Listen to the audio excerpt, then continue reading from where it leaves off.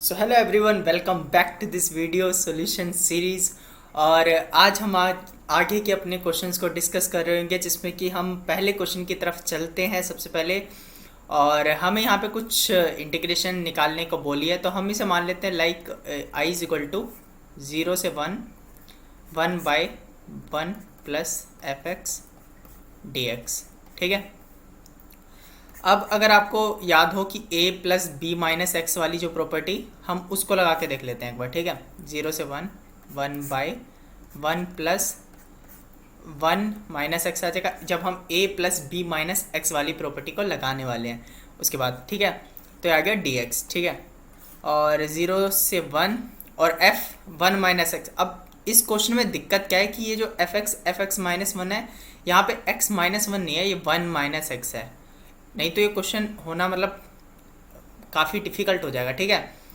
और तो हम जब 1 माइनस एक्स लेंगे इसकी जगह, तो हम किस तरीके से लिख सकेंगे, 1/f(x) लिख पाएंगे इसको। तो हम इसे लिख देंगे f(x) अपॉन में 1 प्लस f(x) dx। ठीक है। अब इस i को और इस i को अगर हम प्लस कर दें तो वो आ जाएगा 2i इज इक्वल टू, और ये f(x+1) नीचे से कट जाएगा और यहाँ रह जाएगा सिर्फ dx, और विच इज़ 0 से 1। तो इसकी वैल्यू कितनी आ जाएगी 1, और i की वैल्यू कितनी आ जाएगी 1/2 which is equal to 0.5, which is the correct answer of this question. और इसके बाद हम चलते हैं अपने नेक्स्ट क्वेश्चन की तरफ। तो ये आ गए हम अपने नेक्स्ट क्वेश्चन की तरफ। इसमें हमें कुछ एक इस तरीके की मतलब पिरामिड टाइप का कुछ दे रखा है और हमें कुछ कंडीशन दे रखी है, तो इसे एक बार पढ़ लेना कि क्या क्या दे रखा है। हमें किस पे फोकस करना है कि ये पैटर्न। ठीक है।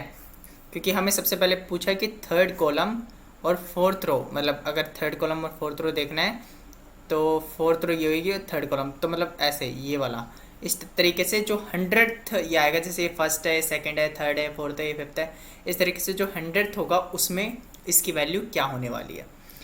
अब इसके लिए मैं तुम्हें मतलब एक मोटा मोटा इसको ही समझा देता हूँ कि पैटर्न क्या चल रहा है। ठीक है।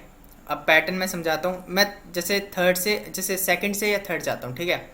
तो सबसे पहले तो 1 और 1 रख दो शुरुआत में और एंड में, और फिर इन दोनों डिजिट का सम कर दो, 1 + 1, ये आ गया 2। अब अगर हम फोर्थ में जाएं तो शुरुआत में और एंड में 1 रख दो, और 1 + 2 3, और 2 + 1 3, ये रख दो। ठीक है।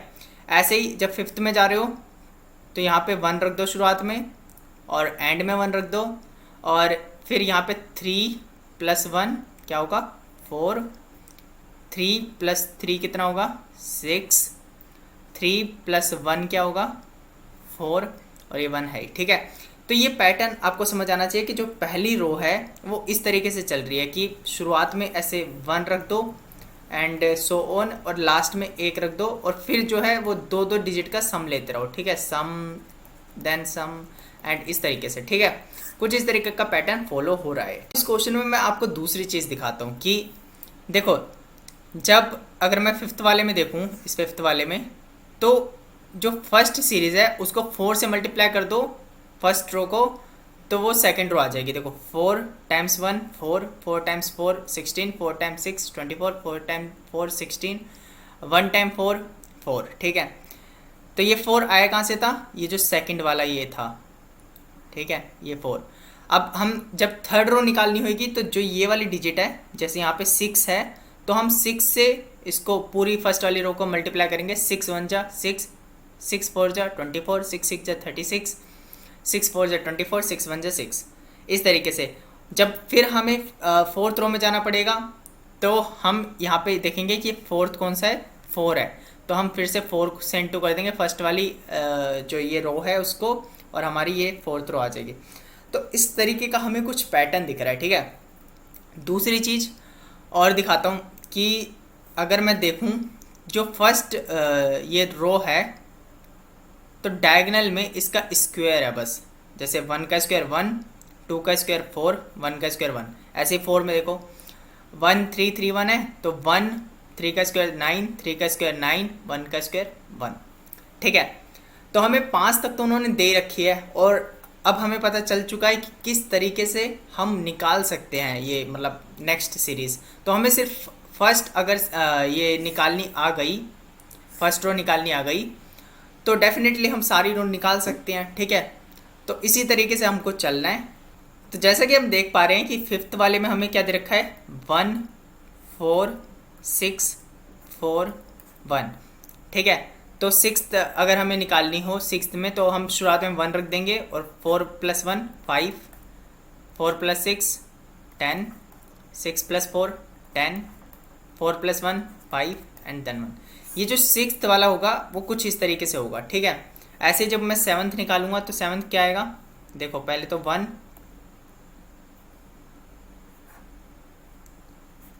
देन 5 + 1 6, 10 + 5 15, फिर 20, फिर 15, फिर 6, फिर 1, ठीक। तो इतना आई थिंक आपको समझ आ गया होगा। तो ये सिक्स्थ वाली सिचुएशन है और ये सेवन्थ वाली है। अब हमें पूछा क्या है कि थर्ड कॉलम और फोर्थ रो, तो फोर्थ रो ये रही और थर्ड कॉलम ये रहा, ठीक है। तो मतलब एक तरीके से हमें इधर का कुछ निकालना है, तो इधर का आएगा कैसे, हमें जो ये वाली वैल्यू आने वाली है, जो फोर्थ कॉलम की फर्स्ट वैल्यू आने वाली है, उससे फर्स्ट रो को मल्टीप्लाई करना है, ठीक है। तो वो हमारा मतलब जो है ये वाली वैल्यू आ जाएगी। टू बी प्रिसाइज हमें जो ये वाली वैल्यू रहने वाली है और ये वाली वैल्यू रहने वाली है, इसका मल्टीप्लाई करना है, वही हमारी फोर्थ रो और थर्ड कॉलम रहने वाली है। तो हम किस तरीके से देख सकते हैं, हमें सिर्फ ये थर्ड और ये फोर्थ कॉलम की फर्स्ट डिजिट निकालनी है। और वो हम कैसे निकाल सकते हैं, अगर हम पैटर्न देखें कि जो थर्ड वाली है तो उसमें कुछ इस तरीके से बन रहा है कि 1 3 6 10 20 सो ऑन। अब एक चीज़ देखो कि इसके बीच का डिफरेंस कितना है 2, इसके बीच का डिफरेंस कितना है 3, इसके बीच का डिफरेंस कितना है 4, और यहाँ पे 15 है, ठीक है। इसके बीच का डिफरेंस कितना है 5। तो ये एपी में नहीं है, लेकिन जो इसके डिफरेंस हैं वो एपी में है। तो इसका हमने एक डायरेक्ट फॉर्मूला देखा होगा या आपको निकालना आता होगा। तो जब आप इसके डिजिट निकालोगे तो आपको देखना है कि यहाँ पे थर्ड से स्टार्ट हो रहा है, तो इसका मतलब 98 जो डिजिट होएगी इसमें, वो आपका जो ये थर्ड वैल्यू है वो रहने वाली है। तो आपको एक तो वो निकाल के मेरे को बताना है कमेंट सेक्शन में। फिर अगर हम देखें कि दूसरी सीरीज़ जो हमारी फोर्थ वाले नंबर पे बन रही है, तो ये 1 then 4 then 10 then 20 and then so on. तो ये बन रहा है 3 और ये बन रहा है 6, ये बन रहा है 10, ठीक है। तो ये 3 6 10 ये इसी तरीके की सीरीज़ बन गई 3 6 10 समथिंग समथिंग, ठीक है। तो इसमें जो है ये दूसरे टाइम में जाकर के एपी आएगी, इसका डिफरेंस ऐसे करके ये एपी आएगा, ठीक है। तो इसकी इस सीरीज़ की भी आपको जो है 97th डिजिट निकालनी है, ठीक है। और इन डिजिट को जब आप मल्टीप्लाई करोगे वो आपका आंसर हो जाएगा, ठीक है। अगर आपसे ये सीरीज़ नहीं निकलती तो आप इन सीरीज़ को एज इट इज़ गूगल पे सर्च मार लेना, आपको आसानी से इनका आंसर मिल जाएगा। ये मतलब एक बहुत फेमस टाइप की ही आप सीरीज़ मान सकते हो, ठीक है। तो इन दोनों का वैल्यू निकालनी है और इन दोनों को मल्टीप्लाई करना है और आपका आंसर आ जाएगा। और उसको एक बार कमेंट सेक्शन में एक बार कमेंट कर देना, ठीक है। इसके बाद हम चलते हैं अपने नेक्स्ट क्वेश्चन की तरफ।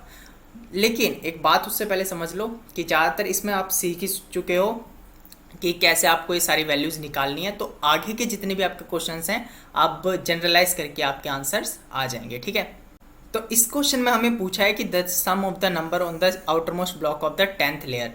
तो हम 7th तक तो निकाल ही चुके हैं और कितना आसान है वो भी हम देख चुके हैं कि किस तरीके से हम फर्स्ट जो ये रो होती है उसको निकाल सकते हैं। तो 10th यहाँ पे निकालना है और आपको उसका सम बताना है, just which is the simple part of this question. इस क्वेश्चन में आपको एक चीज़ समझ आनी चाहिए, जो पहला क्वेश्चन ही है वही डिफ़िकल्ट है। अगर आपने जस्ट क्वेश्चन पढ़ा और पहला ही उसका पार्ट देखा और आपने देख लिया कि यार ये तो बहुत डिफ़िकल्ट है और आगे के पार्ट छोड़ दिए, तो इट मीन्स आपने बहुत बड़ी गलती कर दी, क्योंकि आगे के पार्ट्स काफ़ी आसान आपको देखने को मिलेंगे। फर्स्ट जो क्वेश्चन है वो काफ़ी डिफ़िकल्ट है, आई अंडरस्टैंड, क्योंकि उसमें काफ़ी सारी कैलकुलेशन आपकी हो सकती है। लेकिन अब देखो ये 10th वाले, इसमें जस्ट आपको एक तरीके से उनको प्लस प्लस कर करके दो डिजिट का और आपको 10th तक लेके जाना है और आपका आंसर आ जाएगा। तो इसी के साथ हम चलते हैं अपने नेक्स्ट क्वेश्चन की तरफ। तो इस क्वेश्चन के इस पार्ट में हमसे पूछा है the sum of the number on the diagonal blocks on the 9th layer. अब एक चीज़ हमें समझ आ गई है कि फर्स्ट रो जो है वो निकालनी आ चुकी है, तो हमें नाइन्थ वाली जो होगा उसमें हमें फर्स्ट रो निकालनी है, फर्स्ट रो निकालनी है और उनके स्क्वायर का सम बता देना है। क्योंकि मैंने अभी जस्ट बताया था कि देखो जो फर्स्ट रो है डायगोनल में उसी के स्क्वायर हैं। अगर जैसे 1 है तो 1, 4 का 16, 6 का 36, 4 का 16, 1 का 1, ठीक है। तो इन सब का जो नाइन्थ जो वो इटरेशन होगी उसमें फर्स्ट रो का स्क्वायर कर देना सब डिजिट का और उनका सम निकाल देना, वही आपका आंसर रहने वाला है। और इसी के साथ हम चलते हैं इसके नेक्स्ट पार्ट की तरफ। तो ये भी लगभग हमारा सेम ही क्वेश्चन है और इसमें हमें जस्ट 10th वाले पार्ट पे जाना है और फर्स्ट रो निकालनी है। और जब फर्स्ट रो निकालेंगे फर्स्ट रो का हमें हर डिजिट का स्क्वायर करके उनका सम कर देना है और वही हमारा आंसर हो जाएगा। ये भी थोड़ा आसान पार्ट है। इसके बाद हम चलते हैं नेक्स्ट क्वेश्चन की तरफ। तो ये आगे हम अपने नेक्स्ट क्वेश्चन की तरफ जो कि क्वाड्रेटिक इक्वेशन का क्वेश्चन है और यहाँ पे हमें दे रखी है इक्वेशन जो है 4x² - 16x + लैम्डा = 0, ठीक है। तो जो हमारा ग्राफ इसका रहने वाला है वो कुछ ऐसा रहेगा कि 1, 2, 3, तो इन दोनों के बीच में जो है वो रूट लाइक कर रहे हैं, ये अल्फ़ा, ये मान लो बीटा है। तो जो f1 है वो ग्रेटर देन 0 होना चाहिए। सबसे पहली बात तो ग्रेटर देन 0 होना चाहिए, तो 4 - 16 + lambda should be greater than 0, so lambda should be greater than 12, ठीक है। दूसरा पार्ट है कि f2 should be less than 0, ठीक है। तो 16 - 32 + lambda should be less than 0, so lambda should be less than 16, ठीक है। Third part f3 should be greater than 0 और ये 36 - 48 + lambda should be greater than 0, so lambda should be greater than 12। इन तीनों का जो कॉमन पार्ट होगा वही तुम्हारा आंसर रहने वाला है। अब जो तुम्हारा क्वेश्चन पेपर में आंसर दे रखा है वो कुछ अलग से आंसर दे रखा है। आई डोंट थिंक वो आंसर होगा, कुछ आई थिंक प्रॉब्लम है और मेरे हिसाब से ये आंसर है। बाकी देख लेना एक बार आप रीचेक कर लेना इसको और इसके बाद हम चलते हैं अपने नेक्स्ट क्वेश्चन की तरफ। तो आगे हम अपने नेक्स्ट क्वेश्चन की तरफ जिसमें कि हमें कुछ एक कंडीशंस दे रखी हैं और जब आप इसको सॉल्व करोगे मैं उसका एक डायरेक्ट आंसर बता देता हूँ। तो यहाँ पे जब देखोगे तुम जो रेल से जा रहे होंगे वो जा रहा होगा शुक्ला और वो कहाँ जा रहा होगा तुम्हारा लखनऊ, ठीक है। जो कार से जा रहे होंगे वो होगा मिश्रा एंड कुलकर्णी जो भी है, ठीक है। और ये जा रहे होंगे सूरत। तीसरा होगा जो एयर से जा रहे होंगे वो 2-2 के ग्रुप में जा रहे होंगे, ठीक है। एक ग्रुप में जो होगा वो तुम्हारा होने वाला है जोशी एंड नेयर जो भी है, ठीक है। और ये जा रहे होंगे तुम्हारे चंडीगढ़ और जो बाकी 2 हैं वो जा रहे होंगे तुम्हारे दिल्ली और वो दोनों होंगे राव एंड सिंह, ठीक है। तो ये जो है ये तुम्हारा पूरा पैटर्न है जिस तरीके से इन सब की अरेंजमेंट होने वाली है। अब इसको आप इन सब कंडीशन से मैच कर लेना, आपका पूरा ये मैच हो जाएगा और इसके बाद आपके आगे के इसके बेसिस पे जितने भी क्वेश्चंस हैं, आई थिंक 4 या 5 क्वेश्चंस हैं, वो सारे क्वेश्चंस आपके हो जाएंगे, ठीक है। यही था इस क्वेश्चन में। इसके बाद हम चलते हैं इसके नेक्स्ट क्वेश्चन पे। ये पैरा वाला मैं आई होप कि सभी का हो जाएगा। अगर नहीं होता फिर भी आप कमेंट सेक्शन में लिख सकते हैं, मैं दोबारा एक्सप्लेन कर दूंगा किसी आगे वाली वीडियो में। अगर नहीं होता है तो पहले ट्राई करना अपना बेस्ट कि हो जाए, क्योंकि इसमें आप कुछ बचा नहीं है। अब इसके बाद हम चलते हैं अपने नेक्स्ट क्वेश्चन की तरफ। तो उन सब पैरा बेस्ड क्वेश्चन के बाद हम आ चुके हैं अपने नेक्स्ट क्वेश्चन की तरफ। इसमें हमें कुछ देर का था curve defined by the parametric equation something. अब एक चीज़ समझो, आज हमने जितने प्यारे प्यारे क्वेश्चन किए हैं अच्छे खासे लेवल के, इसके बाद इतना तुच्छ सा क्वेश्चन दे रहे हैं, तो मतलब एंडिंग बहुत अच्छी होने वाली है हमारी। तो cos t को मान लो x/3 हो जाएगा, sin t कितना हो जाएगा y/4 हो जाएगा, sin square t plus cos square t = 1 होगा। तो x²/9 प्लस y²/16 = 1। ये इक्वेशन है। अब ये पूछा है कि ये मतलब इनमें से क्या है, तो ऑफ कोर्स आप बता दो कि ग्राफ 3 इसका करेक्ट सॉल्यूशन है। That's all for this video, और फिर मिलते हैं अगली किसी नेक्स्ट वीडियो में जिसमें हम आगे के क्वेश्चंस के आंसर डिस्कस कर रहे होंगे। तब तक के लिए बाय बाय।